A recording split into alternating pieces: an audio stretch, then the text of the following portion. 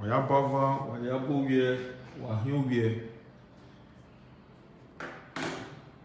Good afternoon. Please share. I will not time. The year Mahi.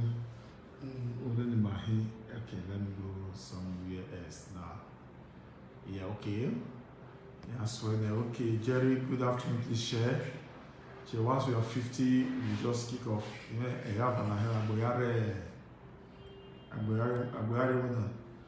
Once we are 50 already, 60 already, mass 100 never keep so. 100 already, you can still go for that. 150 already, 200. Wow, 200. Wow, this is great. 228. Oyaba ma wabo we wabota. Kidoria itoy. When my hair pe be wo na we na. So my very important message my have passed across 350 or was it 500 no answer. 50 persons. Yeah, already. Yeah, 400 already. Okay. 400. We can start with 400. I'll be not even 500. Not even 500. Okay.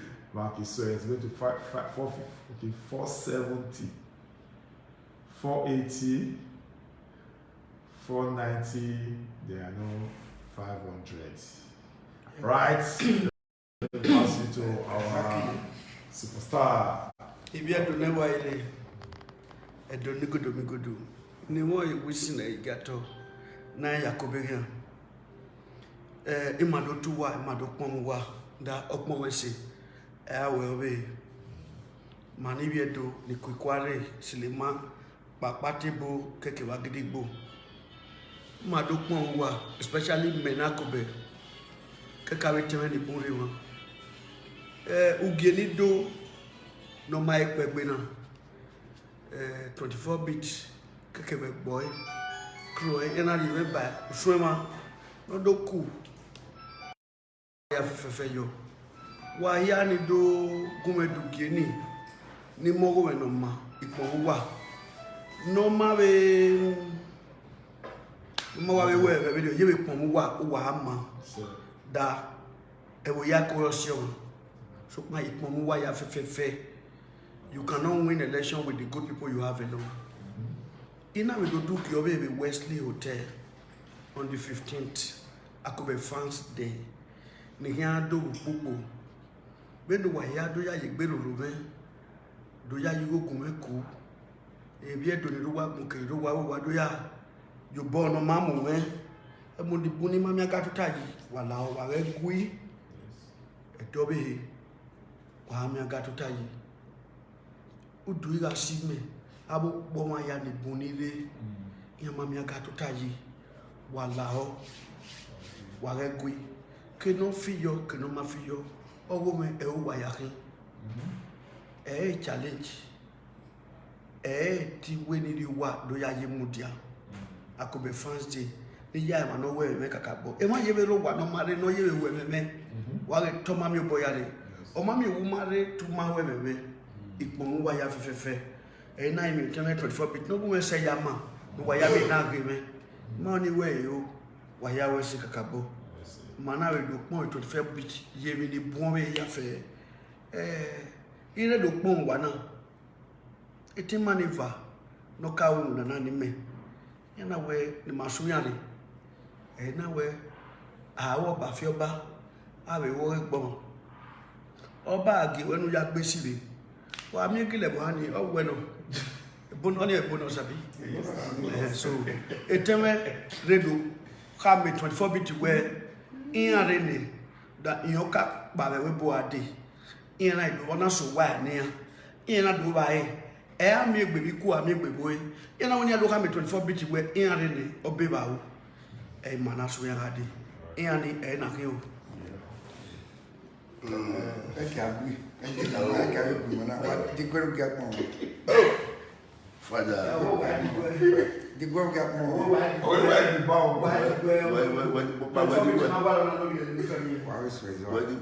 Di group gap mo.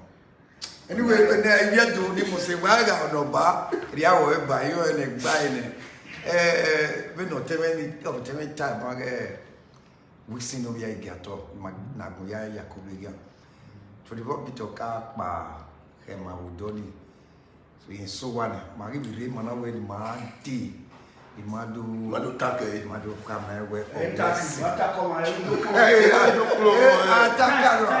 ma ataka ugbe meji we do klo madu take weze do we bora na line mari MFL we zedu wa pala me ta I say me ari ayoka wa yo o bege oka gwe agwe afu ma we madu mo me ni tade e mana tie yi mana o kana madam so nie wa we asugbe ni abi asugbe ni correct okay no that e mana ni e ba gbe ati mo eteni na abi yon mame abi fancy me abi followers me afefe wa ya we say Olúwa ya le gba ye be me Olúwa ya share mi na me so kuma wa la wa be share ono na eten wa ya we mumu no ya gba kan e west de boyi akobe keke wi me mana iri opa mo wasi dede mede e won ni tebe de ba ma oyere jiro be okeke eni pa ni so mana iri opa ma si ma tem go ma madoga 24 bit na dori epo yin ma gbere do vi ti mana viva la we bo ruta we ope na mu tasi otima Edo Artists Association of Nigeria iyana gimme keke wa ko be we ni ma de ba eti ma vana ni ma do kuma me 24 bit do mu bia ba we mete e ba o le gbe we say reji do mu di mana ma ti gbe ehwe ni dori eyin ma gbere ma ya te de do kuma me we so kuma when ma fe ade ma gwi ma ma ye be onu ye gwi ma be ade we do twima uda emugbe eniwe ne 24 bits ba ya ni maka agmo yiso o salo gba no le da bono time ma we le ma me pon kan we o wo e mo ni afefe nu me afefe Allahu da o wa mi wo ma la ho e ge gbe ye wo we ekenu enu e wa se ti yawo yo bo ni mana artist yawo yo bo ni ma o da wo ma wo na me royi wa ya ni mere e UK o do London o do ni ni we yo bo na we ti ma ya na viore epo ba yin yo mi na gbon na ma wa gbe o wa gbe wa fun mi wa gbe no su pa re we bo o go no re we bo o ga so wa bo ni Jesus Christ no me on fa se aselo gbe yo no mare ne o maso wa ne do ke wa be o ta ba re madam ke e ke asugbe ni ayo pa ma we ti no do ma pon me ti ma re ti ma re we sin de gato akobegia correct so munaki uni ya wa se ni ma do pon 24 bit ni emiamia 24 bit when yi makata si ma ya we na ve ade wa we na gwima so ma anya on behalf of our union the Edo State Actors or Artists Association of Nigeria ma won do twima and then ma ya gather yi ko pa ma ya do meeting the last Tuesday of the month ma ha won do twima etima ne bu oni aye gberu we no mi na we da so yobo na no ma bon so no awon oni we Emmanuel we yobo no we bo London ma ye bon kakabo but we ya so na allow da o kan amen but mi o paro no so ma o me wa ma so ba van ni ya vi ne bodo viore iga we ijo en fana ya iso dere ya agents iya giro do so ni wa na gi ule we una gi ai ni ya ma so na gba lo ne kwegere mene ya ni obo we gba mo pe ma to de gelegian na do callable John Philip no so gbo more only they want to put shame inside my body. Ogbaja put me into shame. So ebona iwe the tower ebona iwe for them to push inside your body or inside your mind, we have to. So, everybody to be a woman, and if you sorry, near Avio, and if you are the Wahamia, one of the woman of your labor if you are the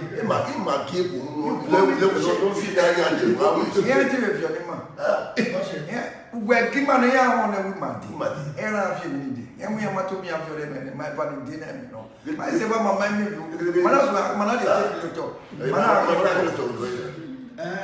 Macania told me, anyway,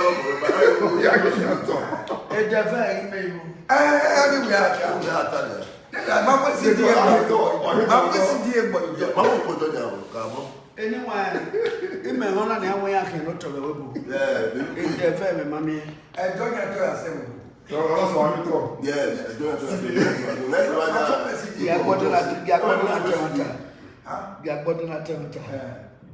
no one will die. What to report in policy. One woman who tired on your toy as well.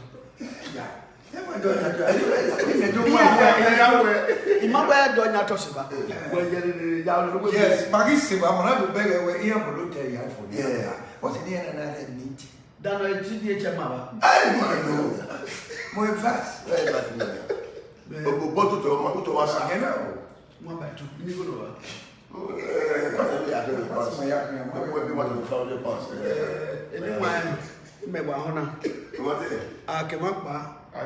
Mama, Wamana, me are here. Opa, Bopa. Now, you Yes, the share. And then, oh, share me.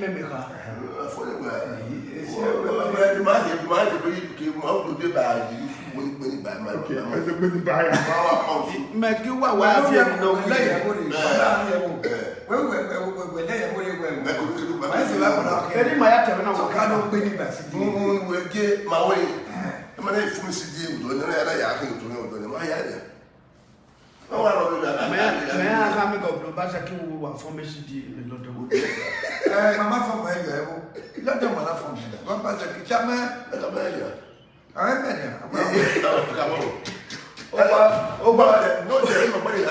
When you are talking, oh, well, that can I want to get a pillar back. I don't want to get a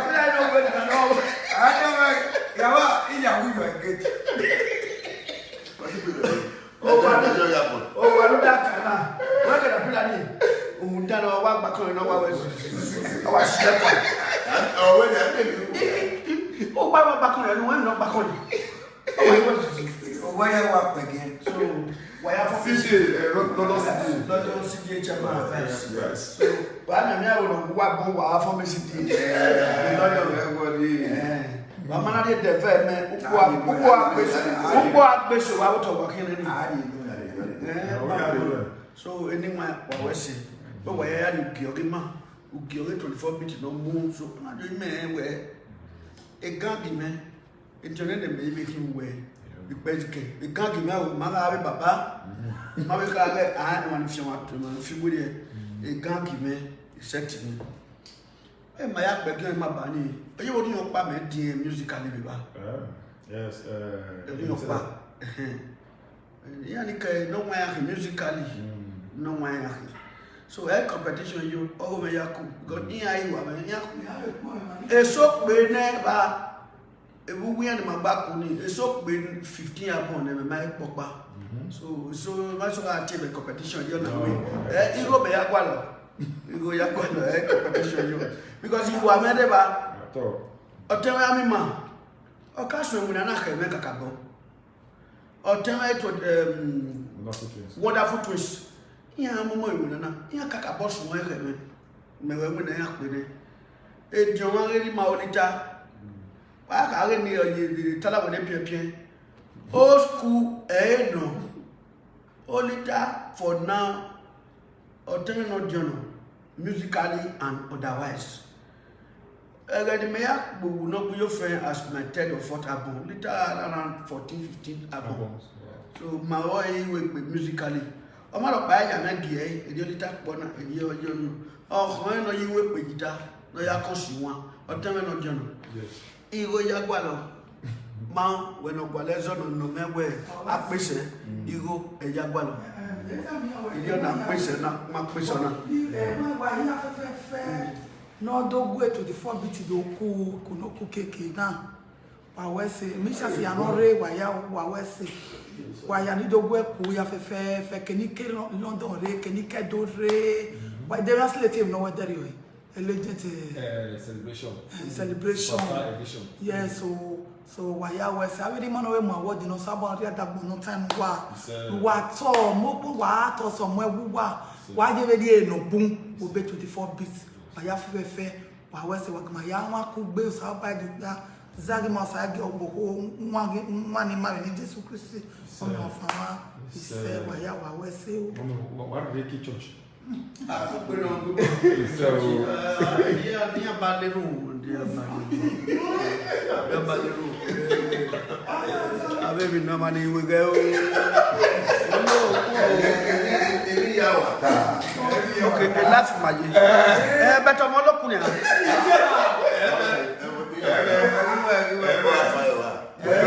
Don't you get on?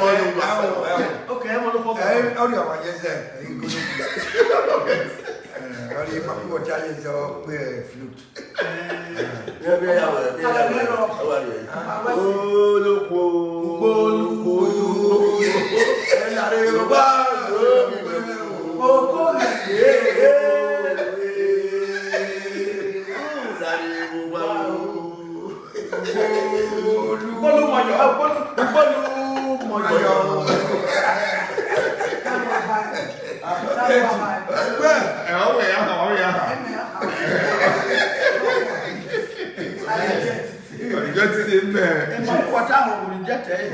When that belly can see you find your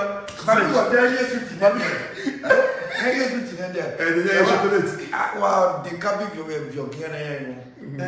By one for the cabin, we not take this one. I want to go with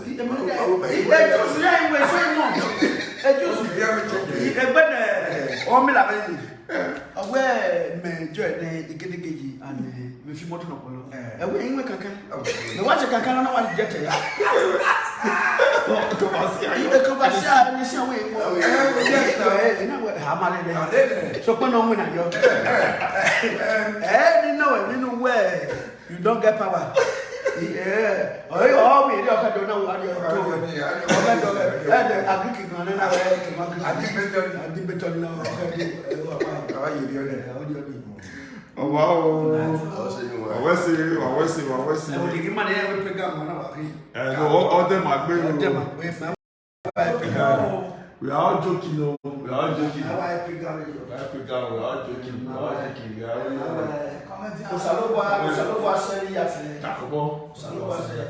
Praise Master Jesus. Hallelujah. Amen. Somebody. Amen. In the mighty name of Jesus. Eletu white, eletu naba, esutu lebande, eletu ebinaka, owa baka webe. Yes, another one. You what you want?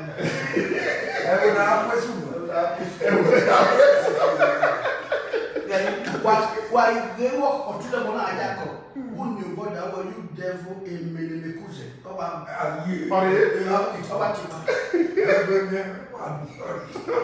All right, so people will be on this evening. My festival of drum this evening at Naomi's Garden, former Naomi's Garden. Naomi's Garden. Naomi's Garden, you know. Okay. While we're at the week grant around 6 o'clock this evening, so we'll be live. It's going to be very awesome tonight. You're going to see a lot of, in fact, traditional beats, traditional drums, different types. You got it, that's not the facts. Different. It don't be a lot of rhythms. Different ones. The captain, the hunter, the band leader of today. It's going to be very great. It's Kabaka. The street governor will be directing the drums. Yes. All the regular Baka. So please join us tonight from 6 o'clock. It's going to be awesome. So once more, to God be thank you very much. Thank you guys. Thank you guys.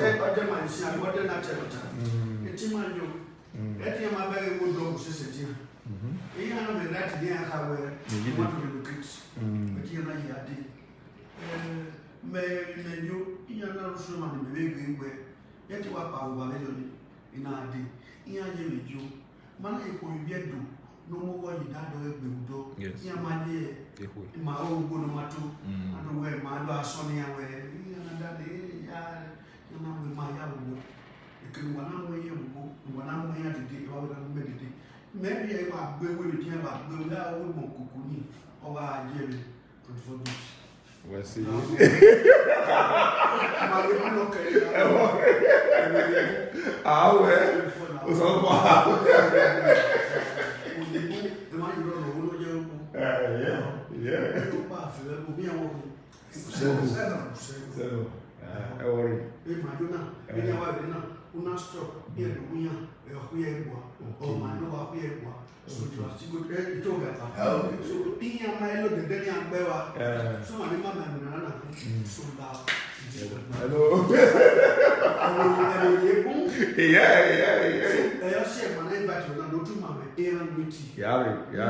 Last Tuesday of the month. Yeah, that's next week. Next week Tuesday. No crowd, no do it. Can we that's when? Welcome.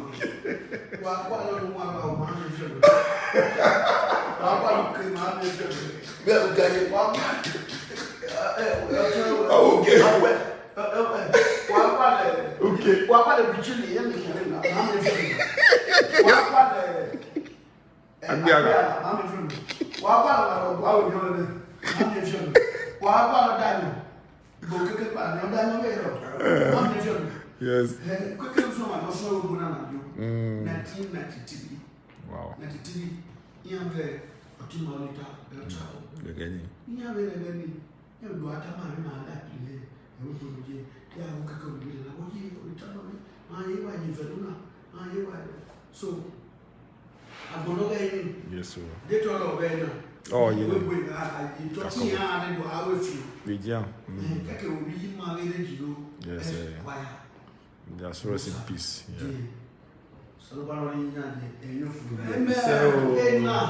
Yeah, the Larry Park, or Yabba, you didn't make a couple. And I'm going to say industry now. I have it. Industry now, look at money out. So, You do money out. so, If you don't know why my area, my area, America, no, a good man, to the four beach. no way. You know, so the women share the Romania, but one out now way. I will.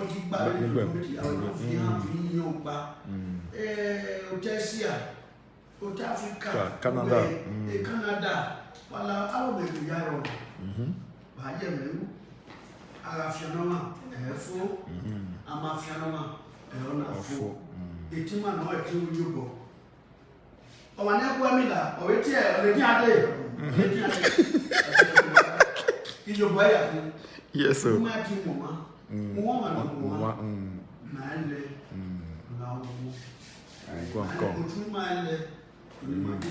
Yes.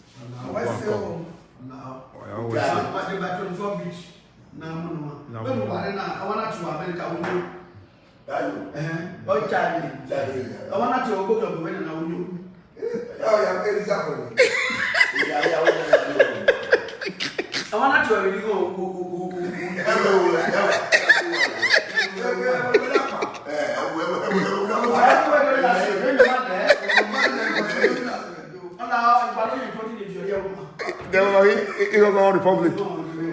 You go on Republic.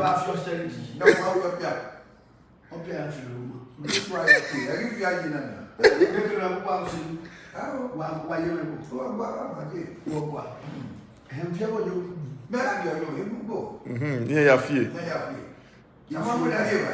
If I feel where I feel it for me to know. I don't know. Everybody come here. Oh, but I don't know For where? It was first thing I'm messing around. I want someone to call me out of work. I'm If it's the same village you are carrying. You don't know him.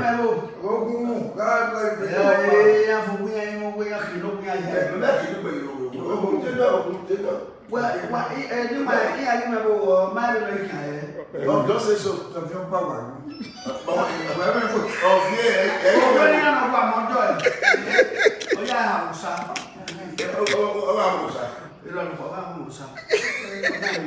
Wọ́n bá tó lọ́jọ́ bí adé màá lẹ́nu ọgbà ìyá lè wá wọn. Ìyá náà pàtàkì. Ọ̀fìgbà gbé orí ìṣàlẹ̀ wà lọ́pàá àwọn ìyá ló wà. Pẹ̀lú náà wà lẹ́nu wẹ́sì wà tó. So again, first 11 film is coming very soon. The film is there. Ogie. Emma Ham here. Ogie. First 11. It's coming. The film is coming out called First 11. Watch out for it. When you try to remember First 11, everybody, the film is not yet First 11. Don't know. So, my question, so I put away now, we'll catch you guys online again.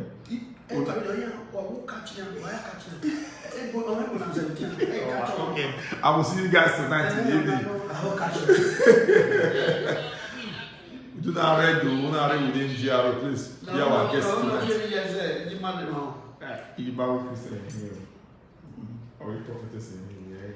Okay, I'll convert it to Prophetess in Jesus said. Jesus said. Then I'm going to call, why are you calling me? Why are you calling me? Alright, guys, I will see you guys tonight this evening. Unari with the Benin By Naomi's Garden. Naomi's Garden this evening. Let's come out to have fun. It's free. It's free. No. Free one. I did the book. I will never. And you can sit down anywhere. Any you like.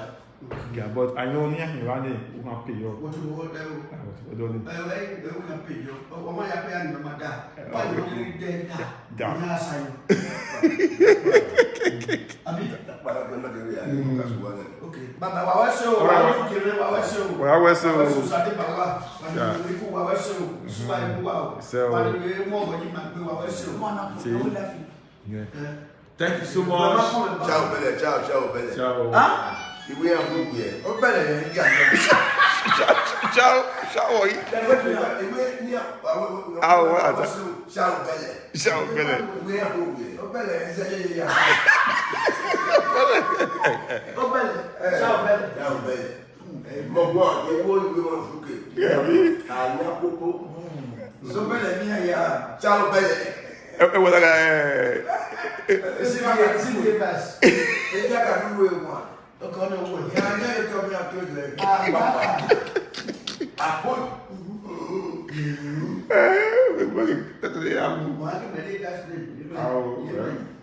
Orí ẹ̀ka ni òkè àkọ́kọ́ ní à.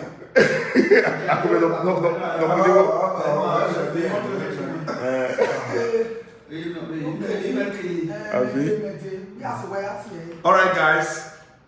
Take care and bye. God bless. Ciao, ciao.